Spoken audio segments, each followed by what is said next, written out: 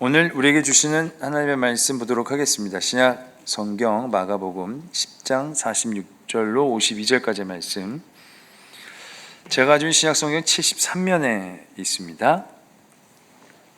마가복음 10장 46절로 52절까지의 말씀, 저와 여러분들이 한 절씩 교독 드리도록 하겠습니다. 마가복음 10장 46절로부터의 말씀입니다.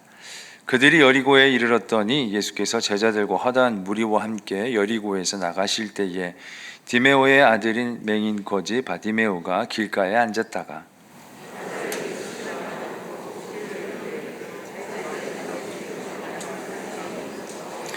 많은 사람이 꾸짖어 잠잠하라되 그가 더 크게 소리질러 이르되 다윗의 자손이여 나를 불쌍히 여기소서 하는지라.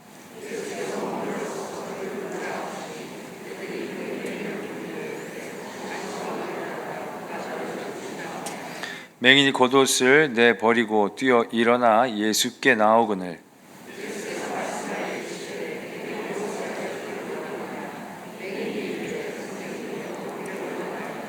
함께요. 예수께서 이르시되 가라 내 믿음이 너를 구원하였느니라 하시니 그가 곧 보게 되어 예수를 길에서 따르니라. 아멘. 하나님의 말씀입니다. 할렐루야.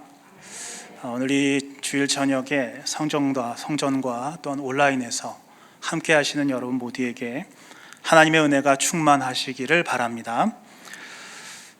여러분, 네잎클로버로 책갈피를 만들어 보신 적 있으십니까? 제 취향이 좀 너무 올드한가요? 저도 어렸을 때 그 책갈피를 만들어 본 기억이 있습니다. 그 풀밭에 아무 풀밭이나 자라잖아요. 본래는 이파리가 3개인데 그 중에 어쩌다가 4개짜리 이파리를 발견하면 마치 그것이 행운이라도 발견한 듯한 그런 느낌을 사람들에게 주기에 네잎클로버를 발견해서 그것으로 책갈피를 만드는 게 한때 유행한 적이 있었습니다. 지금도 또 어떤 분들의 책장 속에는 그때 만들어 두려고 그 빳빳한 책 안에다가 고이 모셔두었다가 잊어서 거기 아직도 그대로 박제된 모습으로 남아있는 네잎클로버가 있는 줄도 모르겠습니다. 근데 여러분, 이 네잎클로버는, 클로버라고 하는 풀은 사실 너무나 흔한 풀 아닙니까? 너무나 보잘것없게 생긴 풀 아니겠습니까? 그런데 이 흔한 풀이 인기가 좋아진 것은 나폴레옹 덕분이라는 이야기가 있습니다. 나폴레옹이 전쟁을 하는 중에 나를 따르라 하고 진격을 명령을 했는데 자기가 명령을 해놓고 고개를 숙여서 땅을 바라보니까 거기 네잎클로버가 있었다라는 것이죠. 그래서 그 네잎클로버를 주스려고 허리를 숙여서 가던 길을 멈추고 그 네잎클로버를 따는 순간 그의 머리 위로 총탄이 지나갔다라고 하는 이야기가 있다라는 것입니다. 사실인지는 모르겠지만 사람들이 그 이야기 덕분에라도 이 정말 네잎클로버는 어떤 행운을 주는 것인가 보다라고 생각들을 해왔다라는 것이죠. 네잎클로버가 행운을 주지는 않겠습니다만 예쁜 어떤 책갈피를 만들기 위해서라도 잠시 멈출 수 있는 여유, 그냥 지나쳐 보냈던 하찮은 풀들도 다시 돌아볼 수 있는 여유가 여러분 가운데 있으시기를 바랍니다. 누군가 2020년을 향해서 멈춰버린 시간이다 라고 표현하는 것을 들은 적이 있습니다. 정말 그런 것 같습니다. 학교도 멈추고 경제도 멈추고 또 우리가 계획했던 일, 개인적으로 또 국가적으로 계획했던 일들도 막히고 멈추는 경험들을 수도 없이 올 한 해 하게 되지 않았습니까? 심지어 교회도 멈추는 것을 보았습니다. 우리가 분명히 예배는 드렸지만, 우리가 끝없이 예배를 드리려고 노력을 해왔지만 어떤 교회들은 어쩔 수 없는 상황 때문에 정말로 예배를 중지하는 극단의 상황까지도 이르는 것을 경험한 해가 바로 올해였다라는 것이죠. 저도 우리 청원교회 부임한 지 거의 1년이 다 돼가는데 아직도 제가 좀 생소하시지 않습니까? 여러분들은 저를 그래도 어쩌다가 이렇게 설교 자리를 통해서 보시고 또 지나가다가 보시는 적이 있지만 저는 본 것과 성함과 상황들이 다 매치가 되지가 않아서 아직도 좀 생소한 것들이 참 많이 있습니다. 1년이 그냥 멈춰버린 것 같은 기분이 듭니다. 간혹 뵙는 분들도 그마저도 반쪽만 뵙고 계시니까 이 마스크를 벗었을 때 내가 정말 저분들을 알아볼 수 있을까 하는 안타까운 마음이 드는 한 해인 것이 분명하다라는 것이죠. 그래도 지난주에 우리가 함께 추수감사주일을 지내면서 고난도 감사로 여기는 우리 교인들의 이야기, 우리 교우들의 이야기도 듣고 또 아름다운 찬양도 듣다 보니까 이 또한 은혜가 아닐까, 이 또한 은혜이다 라는 쪽으로 생각하려고 자꾸 노력하게 되었습니다. 생각해보면 나름 저도 여러분도 바쁘게 살아오시느라 잊어버리고 산 것들이 참 많이 있지 않습니까? 너무 바쁘게 살아서, 너무 할 일들이 많아서, 너무 가볼 것들이 많아가지고, 너무 만날 사람들이 많아서 우리가 너무 잊어버리고 살았던 것들이 많이 있었는데 멈추고 보니 보이는 것도 있더라는 것이죠. 나 자신에 대해서도 스스로 돌아보는 계기를 삼기도 하고요. 그동안 연락하지 못했던 사람들에게도 전화로라도 안부를 묻게 되는 일도 경험을 했습니다. 강제적으로 멈춰버린 이 시간 때문에 현실적인 어려움에 빠져버린 안타까움도 분명히 있습니다마는 어차피 이렇게 멈춰버린 시간이라면 가던 길을 멈추고 네잎클로버를 딴 덕분에 목숨을 구했다고 하는 그 나폴레옹의 이야기처럼 우리도 이 기회를 오히려 행운의 시간으로, 은혜의 기회로 보는 것이 어떠한가 생각해 보는 것입니다. 멈춰버린 2020년이 여러분의 삶을 바꾸는 은혜의 시간이 되시기를 축원합니다. 오늘 말씀의 49절을 보게 되면 예수님께서 이 맹인거지 바디메오를 부르시기 위해서 머물러 서셨다라고 기록되어 있는 것을 발견할 수가 있습니다. 저는 오늘 머물러 서서라고 하는 이 단어에, 이 동사에 조금 관심을 가져보려고 합니다. 이게 무슨 대수로운 말인가 하는 생각도 해볼 수가 있습니다. 누군가를 도와주려면 그냥 그 앞에 선행되어 있는 단어가 머물러 서는 것 아니겠습니까? 머물러 서야 사람도 만나고, 머물러 서야 고쳐도 주고, 머물러 서야 또 그에게 무언가 말도 해주는 것 아니겠습니까? 머물러 서는 행동은 너무나 자연스러운 일일 것입니다. 예수님께서는 오늘 실로암 맹인을 고쳤던 것처럼 땅에 침을 뱉어서 진흙을 이겨 그 눈을 바른 어떤 행위를 하시는 것이 아니었습니다. 또 18회 동안 허리를 펴지 못하고 굽어 있었던 여인에게 안수하셨던 것 같이 안수하시는 어떤 행위를 하시는 것도 아니었습니다. 야이로의 딸에게 하셨던 것처럼 달리다굼 하시면서 특별한 말씀을 하시며 그 아이를 고치시고 되살리시는 그런 기적의 역사, 그런 행동을 보이신 것도 아니었다라는 것입니다. 그냥 너무나도 자연스러운 행동, 머물러 서셨다라고 하는데 우리가 조금 더 관심을 기울여 보자라는 것이죠. 하지만 흥미롭게도 이 머물러 서서라고 하는 표현이 쓰인 곳은 이 오직 맹인거지 바디메오의 사건뿐이라는 사실을 발견할 수가 있습니다. 제가 이렇게 다 찾아봤거든요. 요새는 워낙 검색이 잘 되니까 성경 말씀에다가 머물러 서서라고 한 단어를 딱 쳐보니까요, 여러분, 이 동일한 본문, 이 여리고에서 만난 맹인의 사건에서만 특이하게 유독 머물러 섰다, 머물러 서셨다, 머물러 서서라고 하는 말씀이 마태복음에도, 오늘 마가복음에도, 그리고 누가복음에도 기록되어 있는 것을 찾을 수가 있게 되는 것입니다. 또 어떤 책을 보니까요, 이 사건을 향해서 여호수아가 예루살렘 다섯 왕들과 싸울 때 해와 달이 멈췄던 그런 사건과 비유하는 것을 찾아보기도 했습니다. 여호수아가 예루살렘 다섯 왕들과 싸울 때에 그들에게 승리하기 위해서 하나님 앞에 기도를 하는데, 태양아 너는 기브온 위에 머무르라, 달아 너도 아얄론 골짜기에서 그리할지어다 라고 기도했을 때에 이스라엘이 승리하기까지 거의 종일토록 태양이 중천에 머물러 있었던 사건이 이스라엘 가운데 있었다라는 것이죠.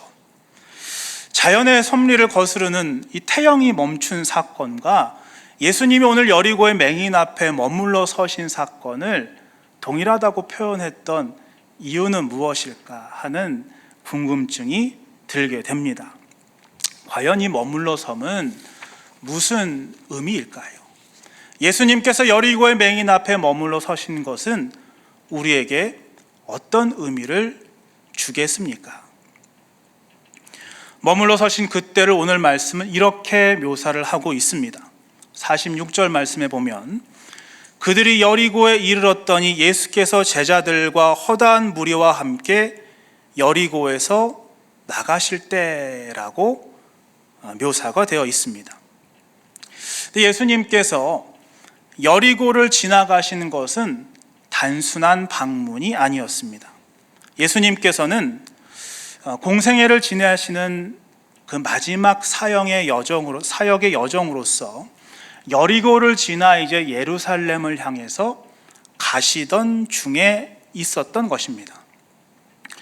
사람들은 예수님을 메시아로 받고 이제 예루살렘에 들어가서 다윗과 같은 왕이 되실 것이라고 생각을 했습니다. 이미 여리고에서부터 허다한 무리가 예수님을 따르고 있었다라고 기록되어 있는 것을 보면, 이때 예수님을 따르는 무리들이 여리고에서부터 아마도 예루살렘에 이르기까지 예수님을 왕으로 모시기 위해서 행진하고 있었던 것이 아닌가 하는 생각을 하게 해줍니다.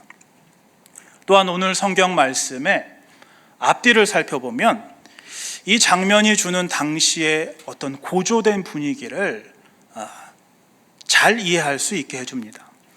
이 말씀의 앞부분에는요, 야고보와 요한이 예수님께 예수님 좌우의 자리를 청탁하는 장면이 나옵니다. 주의 영광 중에 하나는 우편에, 하나는 좌편에 앉게 하여 주시옵소서 하고 야고보와 요한이 예수님께 청탁을 했다는 소리를 듣고서는 나머지 열제자들이 분노했다라고 하는 장면까지 기록이 되어 있습니다. 그러니까 이 사람들은 예수님이 이제 왕이 되시면 자신들도 한 자리 차지해야겠다라고 하는 어떤 욕망 가운데 있었다라는 사실을 알아볼 수 있는 것이죠. 이 본문의 뒷부분에서는요, 예수님께서 이제 나귀의 새끼를 타고 예루살렘 성에 들어가실 때 모든 백성들이 환호하면서 호산나를 외치는 장면이 나옵니다. 그러니까 얼마나 그 분위기가 뜨거웠겠습니까? 얼마나 그 가는 길이, 그들의 행렬이 굉장했겠습니까? 그 무리의 행진은 마치 왕권을 위해 향해 내딛는 발걸음처럼 보였을 것입니다. 마치 왕자를 향해서 진군하는 왕의 군대처럼 보였을 것입니다. 따라서 그 길은 막을 자가 없었고 막아서도 안 되는 것이었습니다. 그런 배경하에서 생각을 해보면 사람들이 이 바디메오를 꾸짖어서 잠잠하라라고 말한 것이 이해가 갑니다. 사실 사람들이 무슨 권리를 갖고 있기에 예수를 부르는 사람에게, 예수님을 애타게 부르는 사람에게 너 잠잠하라고 꾸짖겠습니까? 예수님께서 기적을 베푸실 때면 사람들이 그 옆에 비켜서서 자기도 혹시 은혜를 받지 않을까, 자기도 은혜를 받으려고 애를 썼어야 할 터인데, 지금 이 사람이 이 거지 바디메오가 예수님을 찾을 때에는 너 조용히 해라, 잠잠히 해라, 꾸짖는 것을 보여주고 있지 않습니까?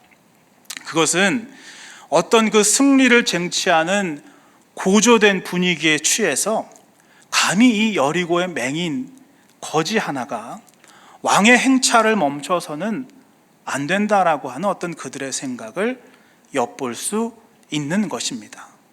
그렇지만 우리 주님께서는 그 앞에 머물러 서셨습니다. 우리 주님께서는 그 앞에 서시고 그 맹인 거지 바디메오의 이야기를 듣기 시작하십니다. 성도 여러분, 우리 주님께서는 보잘것없는 인생 하나도 소중히 여기시는 사랑과 자비의 주님이신 것을 기억하셔야 됩니다. 우리가 멈춰진 시간들을 살아갈 때에, 우리가 너무나 안타까운 일들을 만났을 때에 누가 나를 돌아볼까? 누가 내 인생을 굽어 살필까? 주님도 나를 버리신 것이 아닐까 하는 생각이 들 때에 이 맹인거지 바디메오 앞에 머물러 서신 그 주님을 기억하시는 여러분들 모두가 되시기를 바랍니다. 2020년이 아무리 멈춰진 시간이라고 할지라도 우리가 멈춰섰을 바로 그때에, 우리의 멈춰진 시간 가운데에 우리 주님도 함께 머물러 서셨음을 기억하시는 여러분 모두가 되셔야 됩니다. 또한 예수님의 이 머물러 서심은 예루살렘을 향해 가시는 우리 주님의 사역의 본질적인 목표를 분명하게 보여줍니다. 예수님을 따르며 호산나 다윗의 젖을 외쳤던 사람들은 예수님께서 왕이 되러 저 예루살렘에 오른다고 생각을 했습니다. 그러나 그것은 우리가 너무나 잘 알다시피 착각이었습니다. 그것은 눈을 뜨고 있으면서도 보지 못하는 맹인과도 같은 것입니다. 왜냐하면 예수님께서는 왕자가 아니라 사실은 십자가를 위하여 예루살렘을 향해서 가고 계신 것이었기 때문입니다. 그러므로 바디메오의 눈을 뜨게 하시면서 내 믿음이 너를 구원하였다라고 하시는 말씀은 예수께서 예루살렘을 향하여 나아가시던 진짜 목표를 선명하게 보여주는 것이죠. 여러분, 그 길은 십자가의 길이었습니다. 그 길은 어떤 세상의 성공을 바라보고 향한 길이 아니었습니다. 그 길은 어떤 것을 쟁취하기 위한 몸부림이 아니었습니다. 그것은 나도 주님 곁에 어떤 한 자리를 차지하자라는 길이 아니었다라는 것입니다. 예수님께서 오르신 그 십자가의 길은 길바닥에 누워서 구걸하던 가엾은 영혼 하나를 구원하기 위해서 오르는 길이었습니다. 희생하러 오르는 길입니다. 다 주려고 오르는 길인 것입니다. 그 길을 보지 못하는 사람은 맹인입니다. 정말 눈이 앞이 안 보여서 맹인이 아니고 그 주님의 가신 길을, 그 십자가의 길을 바라보지 못한다면 우리는 영적으로 소경이라고 할 수밖에 없을 것입니다. 그러므로 사랑하는 성도 여러분, 머물러 선 길에서 우리는 우리 신앙의 본질을 들여다볼 수 있어야 됩니다. 세상적인 성장이나 성공, 쟁취나 어떤 승리의 눈이 멀어서 예수님께서 가신 길을 보지 못하고 있다면 눈은 떴으나 맹인이 되는 것입니다. 그러므로 우리는 이제 눈을 뜨고 똑바로 주님께서 가신 길을 바라볼 수 있어야 됩니다. 예수님께서 가신 길을 온전히 보시는 저와 여러분이 되시기를 바랍니다. 그럼 여러분 어떻게 눈을 뜰 수 있을까요? 정말 그 길을 보고 싶은데 그동안 바쁘게 살면서 또는 우리가 세상 욕심에 취해서 그 길을 보지 못했다면 우리도 눈을 뜨고 그 길을 보고 싶은데 어떻게 하면 그 길을 볼 수 있겠습니까? 오늘 바드메오가 주님을 향해서 무엇이라 외쳤는가를 다시 한번 우리도 들어볼 수 있어야 됩니다. 그는 예수님을 향해서 이렇게 이야기합니다. 나를 불쌍히 여기소서. 주여 나를 불쌍히 여기소서 라고 그는 주님 앞에 이야기했을 뿐입니다. 그는 그렇게 외쳤을 뿐입니다. 사랑하는 성도 여러분, 예수님의 사랑, 하나님의 자비는 불쌍해 보이는 사람에게 머문다라고 하는 사실에 주목하실 수 있어야 됩니다. 그런 여러분, 불쌍해지시기 바랍니다. 아멘 하기 좀 힘들죠. 불쌍해지어야 된다라고 하는 사실을 분명히 알 수 있는데 우리는 불쌍해지고 싶지는 않다라는 것이죠. 불쌍한 건 너무 비참하잖아요. 우리 자신이 불쌍한 어떤 처지에 처하게 된다고 하는 사실은 인정하고 싶지 않지 않습니까? 그런데 그것은 그런 의미가 아닐 것입니다. 여러분, 제가 예전에 이름은 기억나지 않지만 어떤 드라마를 본 적이 있는데 여기서 여자가 남자한테 이렇게 얘기를 해요. 왜 사랑하지도 않으면서 나한테 잘해줬어요? 라고 이야기를 하더라고요. 근데 남자가 이야기합니다. 짠해서 그랬어. 불쌍해서 그랬어. 어떻게 됐을까요? 여자가 뒤도 안 돌아보고 울면서 나가더라고요. 아마 그런 사랑의 관계에서는, 그런 남녀의 관계에서는 불쌍해서 잘해줬다라고 하는 이야기는 듣고 싶지 않을 것입니다. 그것은 정말 싫은 이야기가 될 것입니다. 그러나 여러분, 이렇게 한번 생각해 보시면 어떨까요? 여러분 혹시 곤히 자고 있는 가족들의 얼굴을 보신 적이 있습니까? 성경에 사람의 원수가 자기 집안 씨뿌리라 라고 하는 말씀이 있는데 저는 거의 사실이 아닌가 하는 생각을 해본 적이 있습니다. 가족은 제일 사랑하면서도 어떻게 보면 나를 가장 속상하게 하는 존재가 아니겠습니까? 코로나 덕분에 24시간 붙어 있는 어머니들 많이 계시죠? 행복한 집에 있는데 왜 그렇게 자꾸 야유어 가십니까? 행복한 집에 계신데, 거기 갇혀 계신데 왜 그렇게 초췌해 보이십니까? 너무나도 사랑스러운 아이들일지라도 하루 종일 어머니를 달달 볶고 있는 모습을 보고 있노라면 미운 마음도 들고 혼을 낼 때도 있습니다. 그래서 이 혼을 내놓고 재워놓고 나중에 가서 들여다보면 혼나고 나서 자고 있는 그 아이의 얼굴을 보면 너무 마음이 안 됐잖아요. 너무 불쌍한 생각이 듭니다. 그냥 내가 더 참을 걸, 더 잘해주지 못한 것들이 자꾸 생각이 나고 정말 안타깝고 아쉬운 마음만 들 때가 있는 것입니다. 사랑하기 때문에 긍휼한 마음이 드는 것이죠. 너무나 사랑하기 때문에 혼도 냈지만 사랑하기 때문에 불쌍한 마음이 드는 것입니다. 긍휼한 마음이 든다는 것은 대단한 사랑이기도 합니다.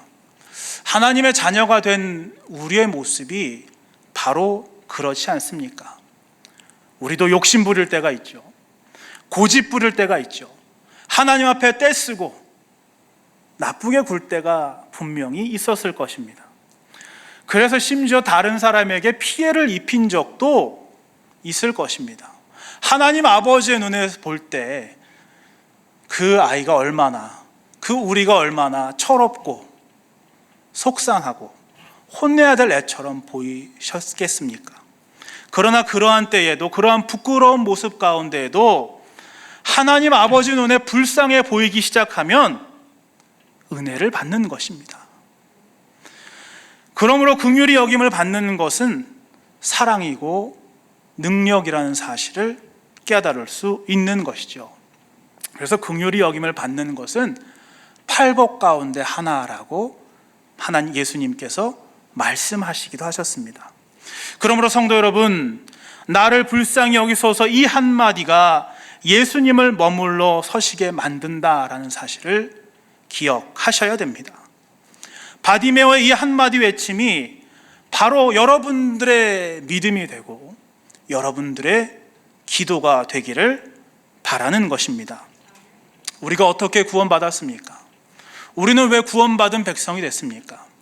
내가 뭘 잘하고 내가 하나님 앞에 어떤 공로가 있고 내가 어떤 일에 헌신하고 봉사했기 때문에 나를 구원하신 것이 아니고 우리 주님께서는 나를 불쌍히 여기셨기 때문에 나 대신 십자가를 지시고 우리를 구원하신 것입니다. 바리새인과 세리의 기도를 한번 떠올려 보시기 바랍니다. 바리새인은 성전 중앙에서 다른 사람들이 다 듣도록 기도를 합니다. 하나님이여, 나는 간음하고 토색하고 불의한 사람들과 같지 아니하고 이 세리와도 같지 아니함을 감사하나이다. 그런데 여러분, 세리는 어떻게 기도하지요? 멀찍이 서서 감히 눈을 들어 하늘을 바라보지도 못하고 가슴을 치면서 이야기하기를 하나님이여 불쌍히 여기소서 나는 죄인이로소이다. 그 고백 가운데 우리의 그 실체를 온전히 바라볼 수 있는 그 고백 가운데, 그 죄의 고백 가운데 우리 주님께서 우리를 불쌍히 여기시고 마침내 구원하시는 놀라운 역사가 만들어지게 되는 것입니다. 아버지께서는 우리를 불쌍히 여기심으로 십자가를 대신 지시고 우리를 구원하신 것입니다. 그러므로 하나님의 긍휼을 바라보시는 여러분 모두가 되시기를 바랍니다. 오늘 말씀에서 저는 흥미로운 사실을 한 가지 또 발견한 게 있습니다. 뭐냐면 우리가 이 바디메오의 이름을 분명하게 알고 있다라는 사실입니다. 여러분, 예수님께서는 공생애 가운데 숱한 병자들을 고치셨기 때문에 그 병자들의 이름이 다 기록되어 있지는 않습니다. 어떤 때는 날 때부터 소경된 자라고 얘기도 하고, 어디서는 그냥 귀머거리라고 이야기하기도 하고, 또 어디서는 그냥 문둥병자라고 기록이 되어 있을 뿐입니다. 그런데 오늘 이 맹인의 이름은 디메오의 아들 바디메오다라고 정확하게 기록이 되어 있지 않습니까? 도대체 그 이유는 무엇일까요? 이것은 그가 그 고침을 받은 이후에 초대교회 사람들과 교류를 했음을 보여주는, 유추할 수 있게 해주는 대목인 것입니다. 물론 정확하게 성경이 기록되어 있지 않기 때문에 그 사람이 꼭 그렇게 초대교회 성도였다라고 확실하게 말할 수는 없지만 그 이름을 정확하게 알고 있는 것, 그 아비의 이름까지도 알고 있는 것을 생각해 보면, 아, 이 사람은 변화돼서 예수님을 구주로 영접한 참으로 구원받은 사람이었구나라는 사실을 깨달을 수 있는 것이죠. 따라서 52절에 그가 곧 보게 되어 예수를 길에서 따르니라 라고 하는 말씀이 드라마틱하게 읽힐 수 있는 것입니다. 그는 이제 참으로 예수님께서 가신 그 길, 십자가의 길을 보았고 이제는 더 이상 맹인이 아닌 것입니다. 그 길을 따르는 참된 제자가 되었음을 우리는 깨달을 수 있게 되는 것이죠. 그의 삶은 예수님의 그 머물러 서심을 통해서 완전히 변한 인생이 된 것입니다. 우리에게 찾아온 멈춰진 시간들은 몹시 안타까운 시간들임에 분명합니다. 시간을 버린 것 같고 앞으로의 계획도 다 망쳐버린 것만 같습니다. 특별히 이제 공부하고 있는 아이들, 수능 시험을 앞둔 아이들을 그 부모의 입장에서 생각을 해보면 이 망쳐버린 시간이 얼마나 안타까울까 하는 생각도 드는 것입니다. 그러나 여러분, 그것을 불행으로, 그것을 우리 시대가 겪을 수밖에 없는 고난과 괴로움으로만 볼 것이 아니라 오히려 우리가 주님을 온전히 바라볼 수 있는 기회, 우리가 그 십자가의 길을 함께 걸을 수 있는 행운으로 여기는 것이 어떻겠습니까? 여러분도 이제 이 주님의 십자가의 길을 바라보시는 여러분 모두가 되시기를 바랍니다. 이 멈춰진 시간들을 통해서 주님의 머물러 서심을 기억하시고 그 시간들을 통해서 하나님의 길을 바라볼 수 있는 여러분 모두가 되시기를 바랍니다.